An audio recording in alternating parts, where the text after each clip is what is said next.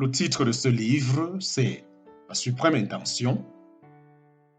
L'auteur du livre, c'est le bien-aimé frère Denvin Fromke. Nous sommes présentement au chapitre 4, petit 2, chapitre 4, petit 2. Essayons d'en fixer les valeurs respectives. Si nous essayons de comprendre le but de la création en prenant comme point de départ le Dieu créateur, nous nous heurtons à une énigme. Ce n'est que lorsque nous partons de Dieu le Père que nous pouvons comprendre pourquoi il a créé l'homme et tout ce qui était nécessaire à la subsistance de sa famille. Certains naturalistes, ainsi que quelques sociétés secrètes, se sont plu à construire tout un système religieux autour de la gloire et de la majesté de la création.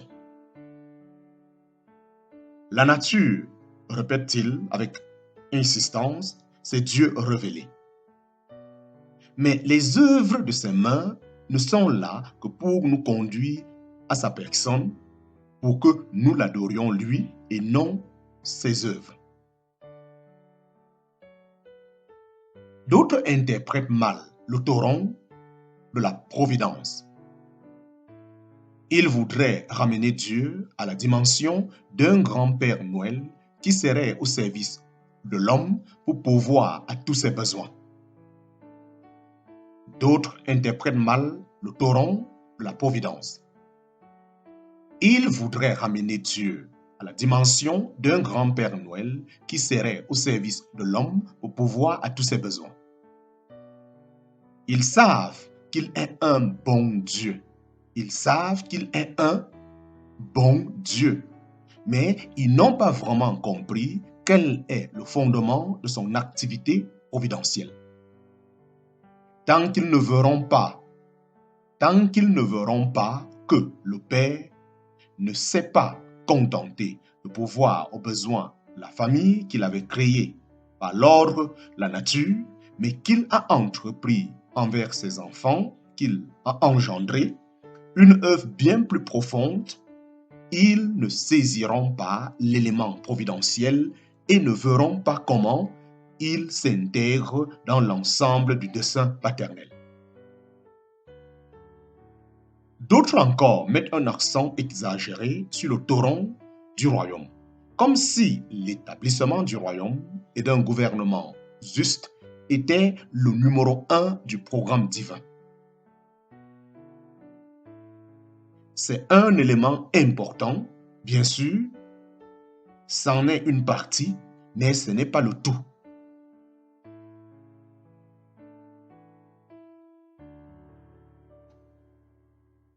Ce n'est que lorsque nous voyons en Dieu essentiellement le Père que nous pouvons comprendre quelle place il convient de donner à l'autorité dans sa famille.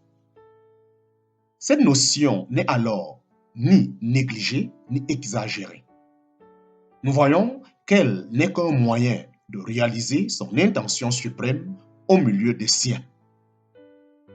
Nous savons bien aujourd'hui, n'est-il pas vrai que ceux qui mettent l'État ou le gouvernement au sommet ne considèrent plus l'homme que comme un simple pion qui n'existe que pour l'État?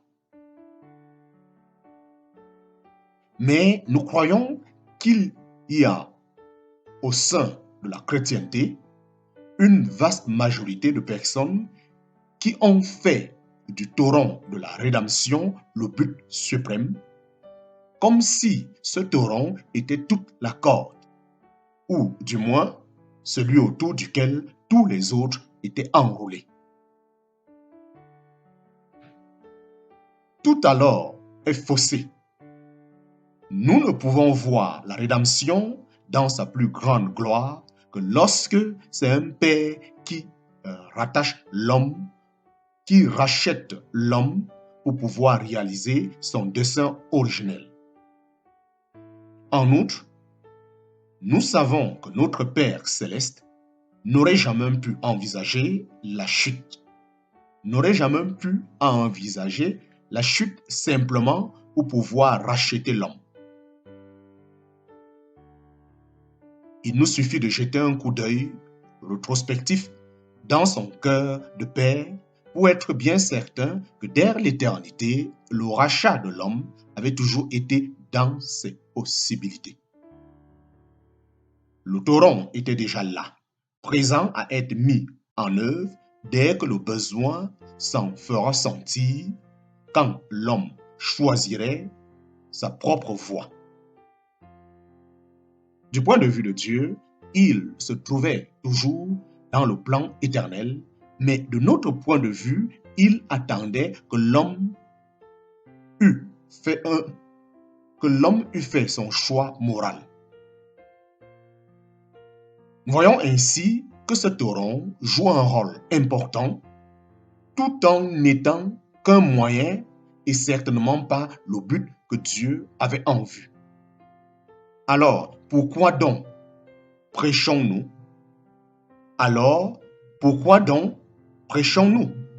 Sinon, comme doctrine, du moins par inférence, comme si la rédemption était le seul thème de l'économie divine. Même le torrent, la sanctification, a un aspect éternel, aussi bien qu'une place dans le temps.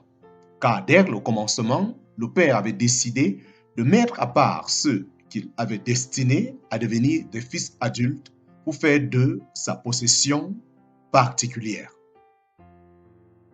C'est dans le même passé éternel qu'il détermina que le Fils qu'il allait créer, Adam, entrerait, le moment venu, dans une relation filiale avec lui et jouirait du privilège d'avoir part à la vie incréée du Père par le Fils.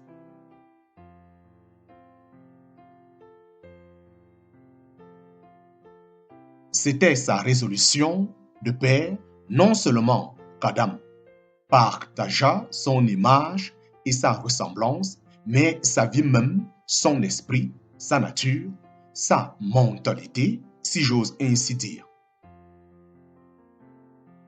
C'était sa résolution de Père, non seulement qu'Adam partagea son image et sa ressemblance, mais sa vie même, son esprit, sa nature, sa mentalité, si j'ose ainsi dire. En participant à ces biens immatériels, Adam deviendrait, lorsque les temps seraient accomplis, un fils de ses entrailles et jouirait du privilège d'avoir part, grâce au Fils, à la vie non créée du Père. De cette manière, il aurait pu, par sa propre réaction à l'invitation du Père, se qualifier pour devenir le glorieux instrument capable de révéler le Père éternel, comme le devint le Seigneur Jésus quand les temps furent accomplis.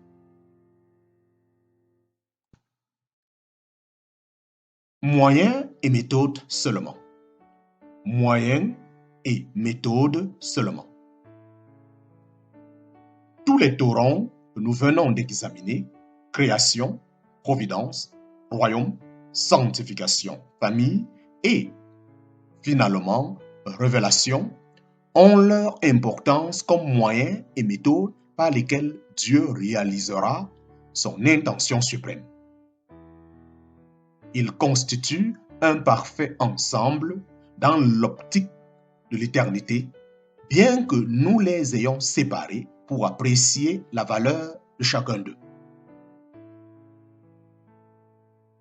Dans cette perspective plus large de la pensée suprême du Père, nous constatons que la vie comprend 4 dimensions.